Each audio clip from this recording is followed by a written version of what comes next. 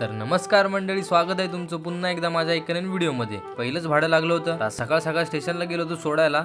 तर घरी आलो, फ्रेश बी झालो आणि गेलो स्टँडवर. तर भाडं लागलं, ह्या काकांना घेऊन जायचं होतं नारळीव्यात. त्यांना पण सोडलं. तर गाडीचं जरा पिकअप कमी झालेलं असं वाटत होतं, म्हणून म्हटलं जरा काय जास्त होण्याच्या दाखवून येऊया. तिकडून डायरेक्ट गेलो सावर्ड्यामध्ये. तर जरा क्लच पॅड झाल्यासारखं वाटत होतं, म्हणून म्हटलं चेंज करूनच टाकूया. आणि बारीक सुरीक पण काम करून घेतलं. त्यांच्याकडे पण गर्दी होती, येपर्यंत संध्याकाळ झाली.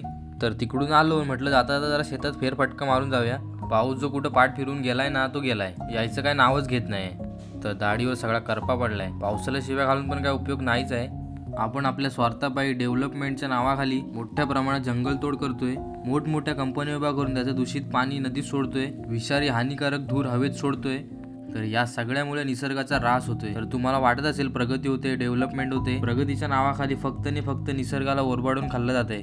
तर माझं फक्त एकच सांगणं आहे सगळ्यांना, जर जुनी झाडं तोडत असाल तर नवीन झाडं लावण्याची पण धमक ठेवा. आणि पाण्याचा वापर कमी करा, नाहीतर पुढच्या पिढीला चिखल खाण्याची वेळ येईल. त्यावेळी तुमचा पैसा काहीच कामाला येणार नाही. विहिरीत पाणीच नसेल, शेतात अन्नच पिकणार नाही, तर खाणार काय आणि पिणार तरी काय? दुष्काळात तडफडून मरणार एवढं नक्की. तर माझी तुम्हाला एकच विनंती आहे, निसर्गाला जपा. तुम्ही त्याला जपलात तर तो तुम्हाला जपेल. तो कोकणी रान माणूस ओरडून ओरडून दमला विचारा. त्याचं कोण ऐकत नाही तर आमचं कोण ऐकणार आहे? याआधी कोकणात तरी असं कधी काय झालं नव्हतं, मग आत्ता का? प्रत्येकाने विचार करण्यासारखी गोष्ट आहे.